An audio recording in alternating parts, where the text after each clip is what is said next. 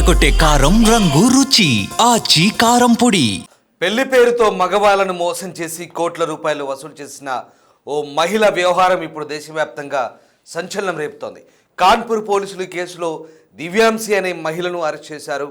ఈ ఘటనపై కేసు నమోదు చేసి దర్యాప్తు చేస్తే సంచలన విషయాలు వెలుగులోకి వచ్చాయి.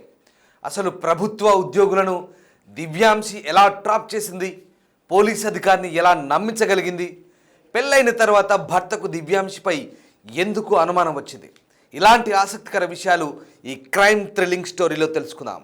ఈ ఫోటోలో కనిపిస్తున్న మహిళ పేరు దివ్యాంశి. ప్రేమ పేరుతో మగాళ్లను వలలో వేస్తూ ఉంటుంది. ఉత్తరప్రదేశ్ కాన్పూర్ నుంచి ఈమె నలుగురిని ముగ్గులోకి దింపి పెళ్లి చేసుకుంది. 12 మందితో ఒక పెద్ద టీం ఏర్పాటు చేసుకొని కోట్ల రూపాయలు కొలగొట్టింది. దివ్యాంశి వలలో పడిన వారిలో 2 బ్యాంక్ మేనేజర్లు, 2 పోలీసు అధికారులు ఉన్నారు. ముందుగా బులంద్షహర్ జిల్లా బీబీనగర్ చెందిన ఆదిత్య కుమార్ లోచౌపై కన్నేసింది. ఇతను 2019 బ్యాచ్కి చెందిన సబ్ ఇన్స్పెక్టర్. ఆయన తండ్రి రైతు కాగా తల్లి గృహిణి. తండ్రి మరణించిన కొంతకాలానికి తల్లి క్యాన్సర్తో మరణించింది. ఇంట్లో దివ్యాంగుడైన సోదరుడు ఉన్నాడు. ఇదే సమయంలో బంధువుల ద్వారా ఆదిత్యకు 30 ఏళ్ల దివ్యాంశితో పెళ్లి సంబంధం వచ్చింది. ఆమె మీరట్ జిల్లా మావానాలో నివసిస్తుందని, పెళ్లికి స్కార్పియో కారు, లక్షల రూపాయల బంగారం ఇస్తామని చెప్పారు. ఇరు కుటుంబాల అంగీకారంతో 2024 ఫిబ్రవరి 17న వీరి పెళ్లి జరిగింది. అయితే పెళ్ళైన కొంతకాలం తర్వాత వీరి సంసారం సాఫీగా సాగినప్పటికీ దివ్యాంశి ఎక్కువగా ఇంట్లో భర్తతో కలిసి ఉండేది కాదు. బీఎడ్, సీటెట్ పరీక్షల పేరుతో తరచూ ప్రయాణాలు చేస్తూ ఉంటుంది. అయితే ఇంటికి వచ్చిన ప్రతిసారి ఆమె మొబైల్లోని గూగుల్ పే, ఫోన్పే వంటి యూపీఐ యాప్స్ను డిలీట్ చేసేది భార్య దివ్యాంశి. తాను డ్యూటీలో ఉన్న సమయంలో ఆన్లైన్లో డబ్బులు అడగడానికి గమనించాడు పోలీస్ ఆఫీసర్. సీన్ కట్ చేస్తే 4 నెలల తర్వాత సెలవులపై ఇంటికి వెళ్ళిన ఆదిత్య భార్య ఫోన్ పరిశీలించాడు. ఈ క్రమంలో ఆమె తీవ్ర ఆందోళనకు గురవడం గమనించాడు.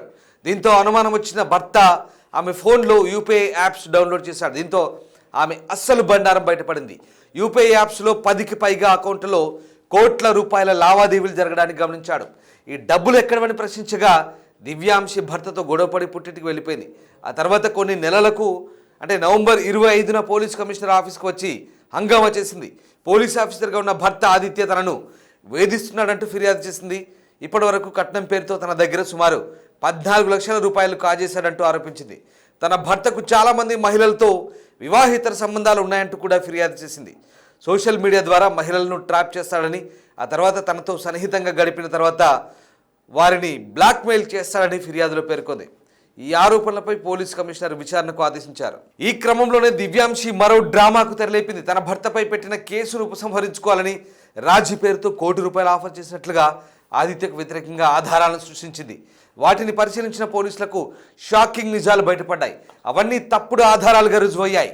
ప్రేమ, పెళ్లి అనే ముసుగులో 12 మందికి పైగా వ్యక్తులను ఒక టీమ్గా ఏర్పాటు చేసుకొని డబ్బులు వసూలు చేసే దందాకు పాల్పడుతోంది.